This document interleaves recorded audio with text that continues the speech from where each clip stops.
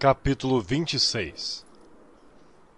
E aconteceu que quando Jesus concluiu todos estes discursos, disse aos seus discípulos: Bem sabeis que daqui a 2 dias é a Páscoa, e o Filho do Homem será entregue para ser crucificado.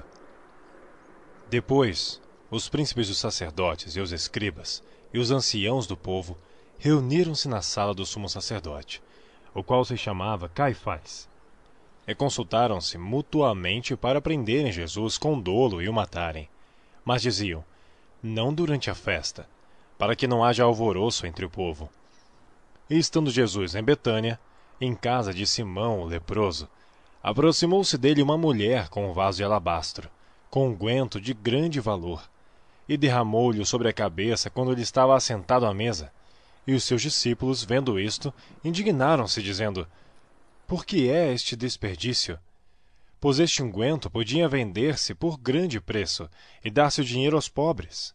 Jesus, porém, conhecendo isto, disse-lhes: por que afligis esta mulher? Pois praticou uma boa ação para comigo. Porquanto sempre tendes convosco os pobres, mas a mim não me haveis de ter sempre. Ora, derramando ela este unguento sobre meu corpo, fê-lo preparando-me para o meu sepultamento. Em verdade vos digo que onde quer que este evangelho for pregado em todo o mundo, também será referido o que ela fez, para a memória sua. Então um dos 12, chamado Judas Iscariotes, foi ter com os príncipes dos sacerdotes e disse: que me quereis dar? E eu vô-lo entregarei. E eles lhe pesaram 30 moedas de prata. E desde então buscava a oportunidade para o entregar. E no primeiro dia da festa dos pães ázimos, chegaram seus discípulos junto de Jesus, dizendo: onde queres que façamos os preparativos para comeres a Páscoa? E ele disse: ide à cidade, a um certo homem, e diz-lhe: o mestre diz: o meu tempo está próximo. Em tua casa celebrarei a Páscoa com meus discípulos. E os discípulos fizeram como Jesus lhes ordenara, e prepararam a Páscoa. E chegada a tarde, assentou-se à mesa com os 12, e comendo eles, disse: em verdade vos digo, que um de vós me há de trair. E eles, entristecendo-se muito, começaram cada um a dizer-lhe: porventura sou eu, Senhor?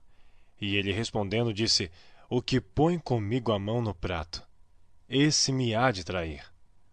Em verdade, o Filho do Homem vai, como acerca dele está escrito. Mas ai daquele homem por quem o Filho do Homem é traído. Bom seria para esse homem se não houvera nascido. E respondendo Judas, o que traía, disse: porventura sou eu, Rabi? Ele disse: tu o disseste. E quando comiam, Jesus tomou o pão e, abençoando-o, o partiu, e deu aos discípulos e disse: tomai, comei, isto é o meu corpo. E tomando o cálice, dando graças, deu-lhe dizendo: bebei dele todos, porque isto é o meu sangue, o sangue do Novo Testamento, que é derramado por muitos para a remissão dos pecados. E digo-vos que, desde agora, não beberei deste fruto da vide, até aquele dia que eu beba novo convosco no reino de meu Pai. E tendo cantado o hino, saíram para o Monte das Oliveiras. Então Jesus lhes disse: todos vós esta noite vos escandalizareis em mim, porque está escrito: ferirei o pastor, e as ovelhas do rebanho se dispersarão. Mas, depois de eu ressuscitar, irei adiante de vós para a Galiléia. Mas Pedro, respondendo, disse-lhe: ainda que todos se escandalizem em ti, eu nunca me escandalizarei. Disse-lhe Jesus: em verdade te digo que, nesta mesma noite, antes que o galo cante, 3 vezes me negarás.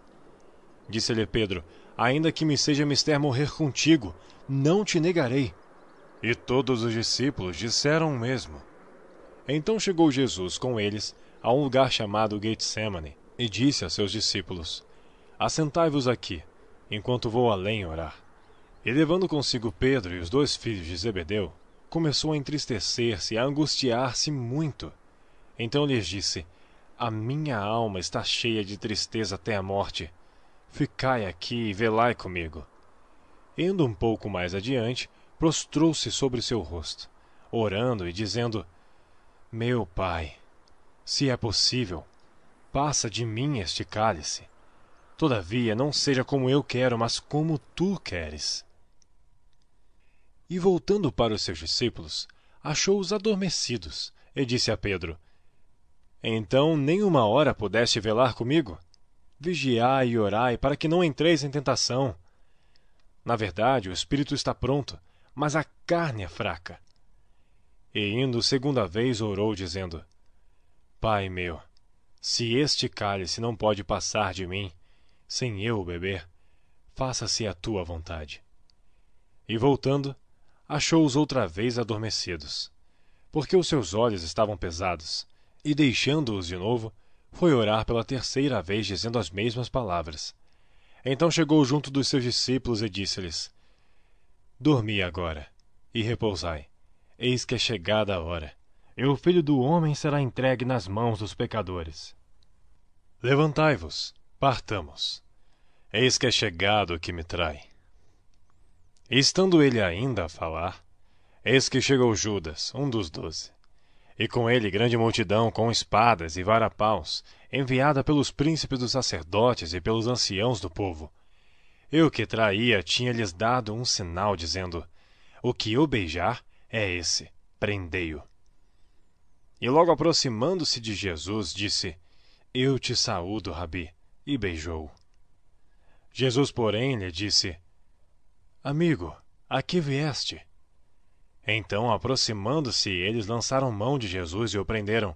E eis que um dos que estavam com Jesus, estendendo a mão, puxou da espada e, ferindo o servo do sumo sacerdote, cortou-lhe uma orelha. Então Jesus disse-lhe: Embainha a tua espada, porque todos os que lançarem mão da espada, a espada morrerão. Ou pensas tu que eu não poderia agora orar a meu Pai, e que ele não me daria mais de 12 legiões de anjos? Como, pois, se cumpririam as Escrituras, que dizem que assim convém que aconteça? Então disse Jesus à multidão: Saístes como para um salteador, com espadas e varapaus para me prender? Todos os dias me assentava junto de vós, ensinando no templo, e não me prendestes. Mas tudo isto aconteceu para que se cumpra as Escrituras dos profetas. Então todos os discípulos, deixando-o, fugiram. E os que prenderam a Jesus o conduziram à casa do sumo sacerdote Caifás, onde os escribas e os anciãos estavam reunidos. E Pedro o seguiu de longe, até o pátio do sumo sacerdote, e entrando, assentou-se entre os criados para ver o fim. Ora, os príncipes dos sacerdotes e os anciãos e todo o conselho buscavam falso testemunho contra Jesus, para poderem dar-lhe a morte. E não achavam. Apesar de se apresentarem muitas testemunhas falsas, não o achavam. Mas, por fim, chegaram 2 testemunhas falsas.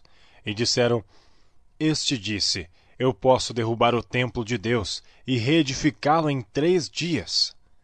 E levantando-se o sumo sacerdote, disse-lhe: Não respondes coisa alguma ao que estes depõem contra ti? Jesus, porém, guardava silêncio. E insistindo o sumo sacerdote, disse-lhe: Conjuro-te pelo Deus vivo, que nos diga se tu és o Cristo, o Filho de Deus. Disse-lhe Jesus: Tu o disseste. Digo-vos, porém, que vereis em breve o Filho do Homem assentado à direita do poder e vindo sobre as nuvens do céu. Então o sumo sacerdote rasgou as suas vestes, dizendo: Blasfemou! Para que precisamos ainda de testemunhas? Eis que bem ouvistes agora sua blasfêmia. Que vos parece? E eles, respondendo, disseram: É réu de morte. Então cuspiram-lhe no rosto e lhe davam punhadas, e outros o esbofeteavam, dizendo: Profetiza-nos, Cristo. Quem é que te bateu? Ora, Pedro estava sentado fora, no pátio, e aproximando-se dele uma criada, disse: Tu também estavas com Jesus, o Galileu. Mas ele negou diante de todos, dizendo: Não sei o que dizes. E saindo para o vestíbulo, outra criada o viu, e disse aos que ali estavam: Este também estava com Jesus o Nazareno. E ele negou outra vez com juramento: Não conheço tal homem.